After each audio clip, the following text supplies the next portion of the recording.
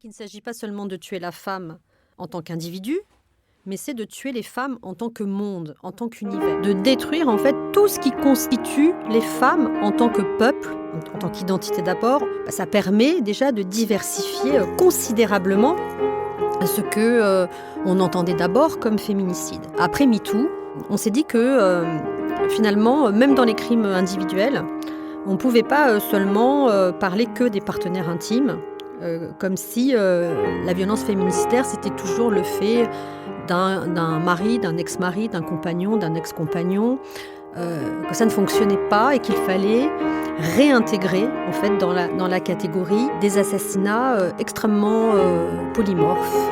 Il y a beaucoup de femmes qui meurent au moment même où nous parlons, non pas sous les coups d'un partenaire intime, mais d'un homme de leur famille. Parce que les femmes sont encore des extensions, bien sûr des hommes en tant qu'individus, mais aussi de leur famille, de leur communauté, de leur nation parfois, et même dans des contextes colonialistes et impérialistes, par exemple de leur, entre guillemets, race. À chaque étape, on a non seulement complexifié la notion, mais on l'a élargie.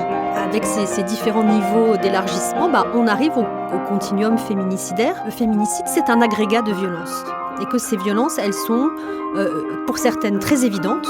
Le meurtre, c'est très évident, bien sûr.